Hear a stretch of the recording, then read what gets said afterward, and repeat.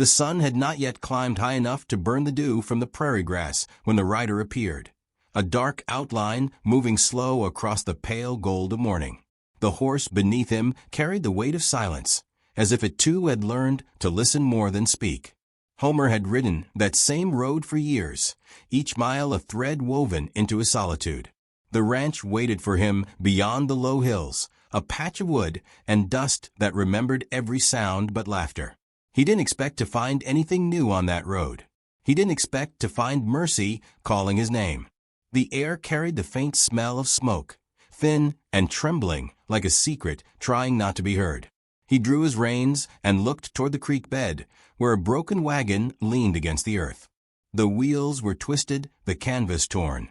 A figure moved near it, small and uncertain, like a shadow that had lost the body it belonged to. She couldn't have been more than 5. Bare feet, dust-streaked face. A doll pressed her chest so tightly that its cloth head had flattened against her ribs. Behind her lay a woman, young, maybe 25, hair tangled with blood and dirt, legs tied with rough rope that bit into swollen skin. Her dress had once been pale blue. Now it was a map of suffering.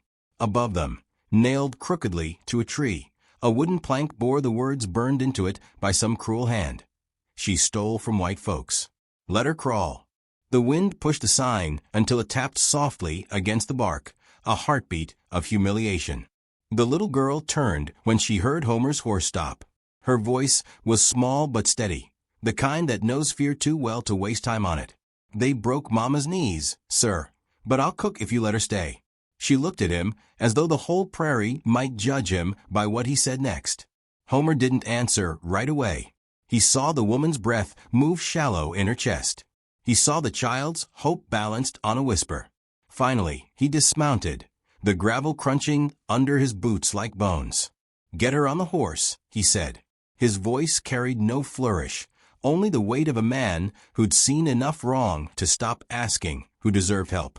He lifted the woman gently, her head falling against his shoulder with a faint sigh that felt more like surrender than pain.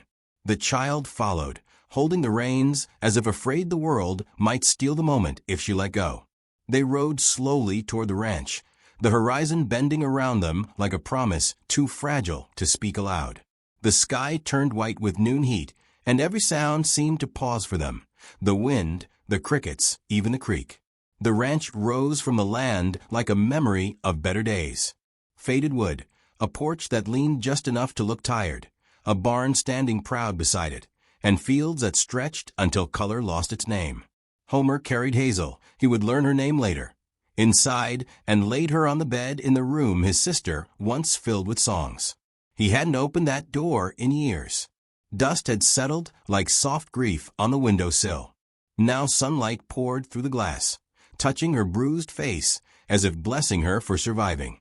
The girl explored carefully, her small hand trailing across furniture she could not reach the top of. She stopped before a painting of a horse by the river, its mane caught mid-gallop, and whispered to her doll, "He has pictures, like the man in town who fixes shoes." Homer watched her from the doorway, feeling something stir in his chest that he hadn't felt since the war. Responsibility, maybe, or tenderness wrapped in awkward silence. He spoke at last, voice low. "You can stay till you're well." She nodded, eyes lowering.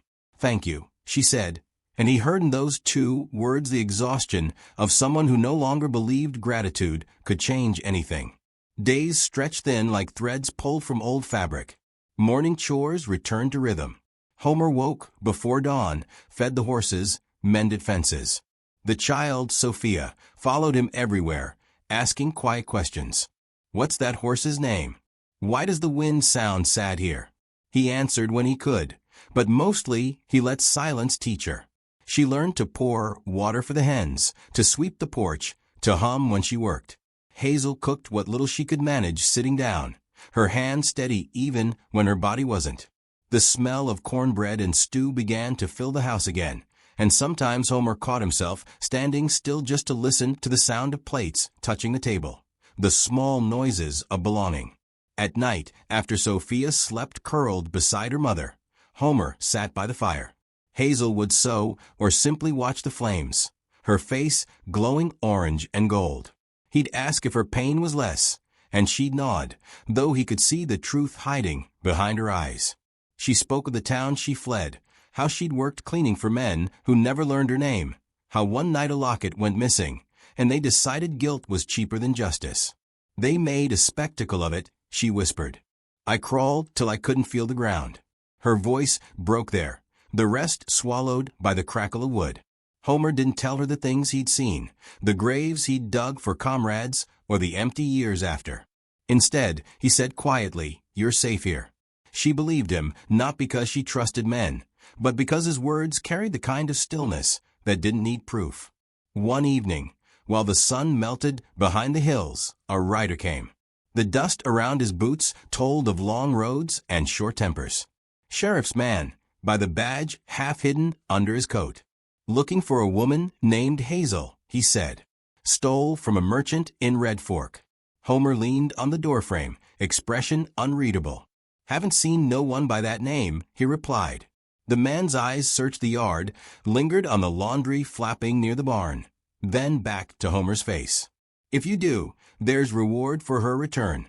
He tipped his hat, turned, and rode away. Hazel, who had been watching from behind the curtain, sank to her knees when the sound of hooves faded. Why did you lie for me? She whispered when he came inside.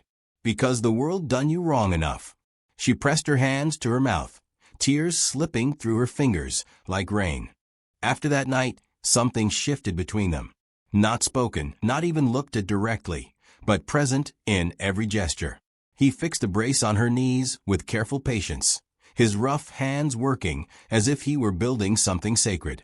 She began leaving small tokens by his tools, wild flowers, a folded cloth, an apple from the nearest tree.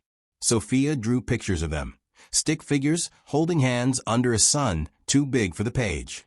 Homer hung one of them on the wall, without comment. When Hazel saw it there, her breath caught. She smiled, and that smile, faint as dawn, stayed with him long after he left the room. The nights grew warmer.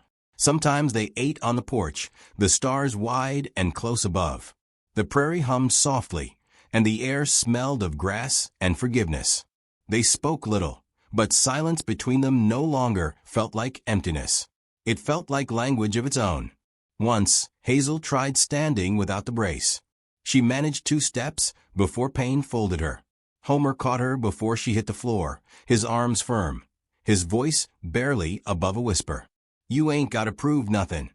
She looked at him then, eyes bright with defiance and shame. I just wanted to remember what walking felt like. He said, then let me remember for both of us. For a long moment, they didn't move. The firelight flickered across their faces, 2 weary souls learning the shape of hope again. Storm clouds gathered one late afternoon, rolling in heavy from the west. The air thickened, smelling of iron and memories. Homer felt it before he saw it, the wrong stillness that comes before violence. He was closing the barn when voices rose beyond the fence, rough laughter carried by wind. 3 men, horses lathered with sweat, whiskey glinting in their tone. One he recognized, the merchant's son from Red Fork, known for cruelty disguised as confidence. Heard you keepin' company with a cripple, he called out. That one owes us more than her knees. Homer straightened, calm as still water. You'll turn back now, he said. The man spat. Or what? You'll shoot us for takin what's ours? The rain began as a whisper, sliding through dust. Sophia peeked from the doorway, eyes wide. Hazel struggled to rise, hands gripping the chair. Homer stepped forward, shotgun in hand, though he wished he didn't need it. Ain't no thief here, he said. Only a woman trying to live. The merchant's son laughed, drew his gun, and the world tightened into a single heartbeat. Homer fired first. The thunder carried the sound away, but the flash lit the faces of the other 2, fear replacing arrogance. They turned and fled, horses kicking mud into the storm. Homer lowered the gun slowly. The rain thickened, soaking through his shirt, cooling the fire that roared in his chest. Inside, Hazel had collapsed near the door. He ran to her, lifted her as gently as he had the first day. Her pulse trembled under his fingers. Don't you die on me now, he murmured. She opened her eyes, whisper thin. You shouldn't have done that for me." He shook his head, rain dripping from his hair. Couldn't do anything else. They sat there through the storm, the child asleep nearby, thunder rolling like distant drums of a past that wouldn't quiet. When dawn came, light spread across the wet fields, turning everything silver. Homer brewed coffee, his hands shaking slightly as he brought it to her. She drank slowly, eyes never leaving his face. "Why did you do it, Homer?" He looked away, searching for words that had never found use before. "Because every time I see you try to stand, I see something worth standing for." She covered her mouth, sobs slipping out, soft as the rain outside. He reached out, brushed a strand of hair from her face. "You don't owe me staying, Hazel, but I'd be a fool not to ask." She took his hand, fingers trembling but sure. "Maybe," she said, "we both been waiting too long to be found." Sophia woke then, rubbing her eyes, smiling when she saw them together. "Mama's okay, I knew it." She climbed onto the bed, wrapping her arms around them both. Hazel laughed through tears, and Homer closed his eyes, feeling warmth spread where loneliness used to live. Outside, the prairie shimmered clean after the storm. Birds sang from the fences, their notes sharp and bright against the quiet. The ranch looked almost new in the light, the boards gleaming, the fields breathing mist. He stepped onto the porch later, watching the wind comb through the grass. Hazel came beside him, leaning on his arm. The world smelled of beginnings. "Some call it mercy," she said softly. "Some call it love." He looked at her, smile slow as sunrise. "Out here, under all this sky, it's the same thing." She nodded, resting her head against his shoulder. Sophia ran through puddles, her laughter carrying across the fields, and the sound felt like an answer to every prayer the land had ever held. The narrator's voice fades like the wind at dusk, leaving the echo of hooves, the memory of rain, and the quiet truth that kindness is the only thing strong enough to survive the prairie. If this tale touched your heart, friend, tell me where you're watching from. Like, comment, and let the wind carry these stories farther, so mercy never dies on the open plains.